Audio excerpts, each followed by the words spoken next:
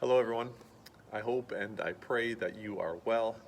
Here I am standing on the south side of the church where John and Rolf were here pouring concrete yesterday. You can't quite see it all, I'll show it to you in a minute. And whenever I think about pouring concrete, I remember working for my uncle some 35 years ago. And whenever we'd pour the foundation for a house, he'd always go over the concrete form, right? The wooden structure that kind of was supposed to house and contain the concrete. He'd go over the form with a fine-tooth comb. And Joel, my uncle, would say, he said, "Joel, you can only pour concrete once." And now, pouring concrete is not easy work. What's the line? Pouring concrete is a job that gets harder and harder. Last year at about this time, I showed up at the home of an anonymous friend when they were pouring concrete for their greenhouse. And let's just say that some miscalculations were made on the form. And when the concrete was poured, it made a bit of a mess as it kind of spilled over through the form, and some reinforcements to the form were needed. Here at church, what we've had is we've had people babysit the concrete after it was been poured while it firmed up to prevent some damage. I'm just going to show you. So this is, of course, the concrete that was poured yesterday.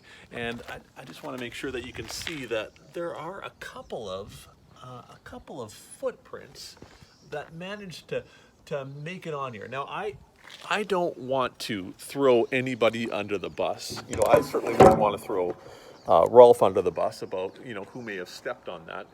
The feet are way too small for Rolf's, by the way. But, I think about that line, you can only pour concrete once.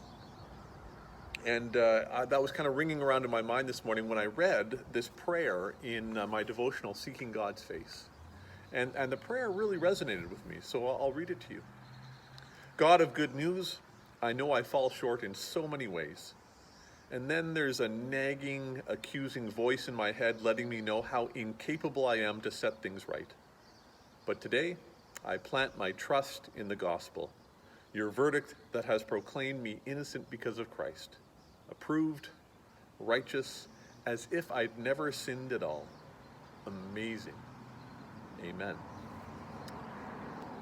Now, certainly I know that you can't pour concrete a second time.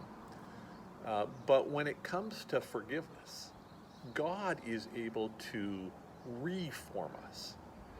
Even when the damage is done, even when the concrete seems set. And so, I think about the greenhouse that my friend built. It's got a bunch of extra concrete now, which is safely hidden underground.